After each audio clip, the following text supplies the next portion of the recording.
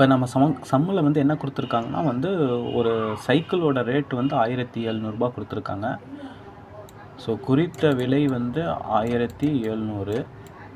அதுக்கு வந்து பர்சன்டேஜ் வந்து 10% வந்து கொடுத்துருக்காரு. ஸோ சிம்பிளாக இந்த சம்மம் வந்து பாருங்கள், ஒரு 1700 சைக்கிளை வந்து 10% டிஸ்கவுண்ட்டில் அவர் தந்திருக்காரு. ஸோ இது வந்து நான் 2 மெத்தடில் சொல்கிறேன். ஒரு மெத்தட் வந்து எல்லோரும் போடுற மாதிரி ஃபார்முலா பேஸ்டு. இப்போ வந்து 1700 போட்டோம்னா அதுக்கு வந்து ஃபஸ்ட்டு வந்து 10% கண்டுபிடிக்கணும். ஸோ 10% வந்து இந்த மாதிரி 1700 × 10 டிவைடட் பை 100. ஸோ இந்த 100ல் இந்த 0 அடிபட்டு போயிடும்.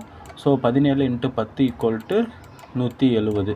இதுதான் வந்து இது ஆக்சுவலி வந்து எல்லோரும் ஆன்சராக எழுதிடுவாங்க. சம்டைம்ஸ் வந்து ஆப்ஷனில் கொடுப்பாங்க, இது எழுதக்கூடாது. ஸோ இது வந்து 10% தான் நம்ம கண்டுபிடிச்சிருக்கோம். ஸோ 1700 ரூபாயில் இந்த 170 போச்சு அப்படின்னா எவ்வளோன்றது மைனஸ் பண்ணோம்னா 1530 ரூபா. ஸோ இது வந்து எல்லோரும் போடுற ஒரு மெத்தடு. இதுவே வந்து நான் ஒரு மெத்தடு சொல்கிறேன். ஸோ 1700 ரூபாய் இருக்கு இல்லையா, இப்போ வந்து 10% கண்டுபிடிக்கணும். ஸோ 10% கண்டுபிடிக்கிறதுக்கு நம்ம அந்த ஃபார்முலா போட்டோம். நான் சிம்பிளாக என்ன சொல்கிறேன்னா, இப்படி இந்த மாதிரி ஏதாவது எந்த நம்பர் கொடுத்தாலும் சரி 10% அப்படின்னாவே ஒரு டிஜிட்டுக்கு பக்கத்தில் ஒரு புள்ளி வச்சிங்க அப்படின்னா இதுக்கு முன்னாடி என்ன இருக்கோ இதுதான் வந்து 10%. ஸோ 170 அப்படின்றது ஒரு 10%. 1% கேட்டாங்க அப்படின்னா 2 டிஜிட் தள்ளி ஒரு புள்ளி வச்சிங்க அப்படின்னா இந்த 17 அப்படின்றது தான் வந்து 1%.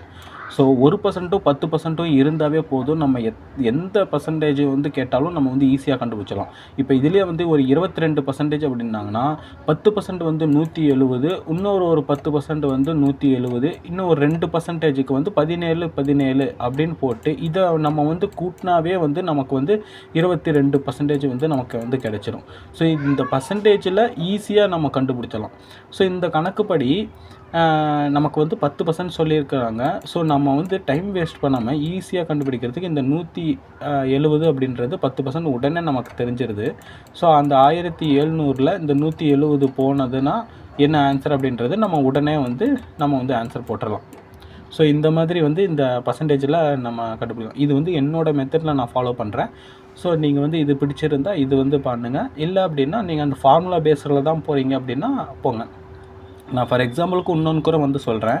இந்த பர்சன்டேஜ் வந்து ரேண்டமாக ஒரு நம்பர் எழுதிக்கலாம். ஸோ 1 2 3 4 5 6. ஸோ இந்த நம்பருக்கு வந்து நம்ம 10% அப்படின்னா நம்ம வந்து அடிக்கிறது வந்து ரொம்ப கஷ்டமாக இருக்கும். ஸோ நான் சொல்கிற மெத்தடில் வந்து ஒரே ஒரு புள்ளி வச்சிங்க அப்படின்னா 1லேருந்து 5 வரைக்கும் இருக்கிறது தான் 10%. ஸோ நீங்கள் அந்த சம் வேணும்னா போட்டு பாருங்கள், அந்த 10% இது தான் வரும். இல்லை எனக்கு வந்து 1% வந்து வேணும் அப்படின்னு சொன்னாங்க அப்படின்னா 1 2 3 4 வரைக்கும் 1%.